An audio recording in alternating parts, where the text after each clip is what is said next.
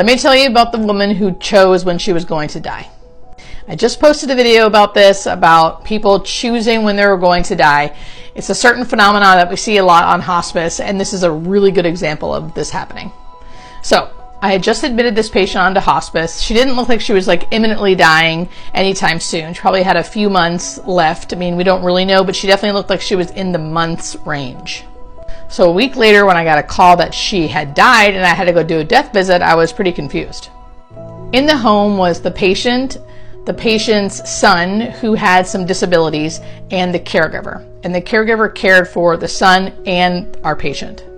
So when I arrived there, I could see the look of like shock on the caregiver's face, and I was kind of like, what happened? You know, did she show signs of decline? Are you just as surprised about this as I am? And she was like, Julie, you are not going to believe what happened last night. So last night, I guess like they have a ritual of making blueberry muffins. So her and the caregiver made these blueberry muffins. She had a normal night, nothing was wrong. And at the end of the night when she was going to bed, she started getting really sappy and was like, thank you so much for caring for me. I love you so much. Take good care of my son. Again, like, thank you so much. I love you. Just kind of going on and on. And the caregiver was like, okay, don't worry. I love you too. Like, you're not going anywhere. Don't worry about it. Of course, I'll always take care of you.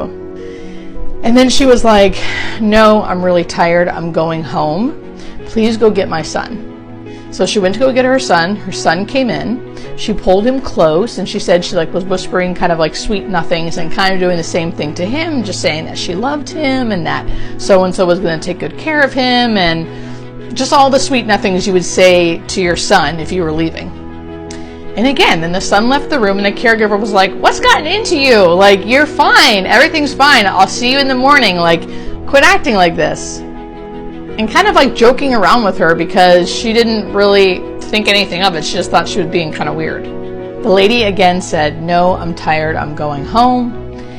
The caregiver kind of left her at that and just said, good night. I'll see you in the morning. And in the morning, she was dead.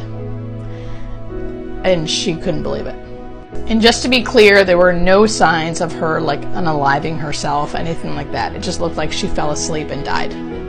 So that's just one example of that phenomenon happening. I have several others, but that was a really good, specific, obvious one. Let me know if you've experienced anything like this with your loved ones. And don't forget to like and follow for more stories like these.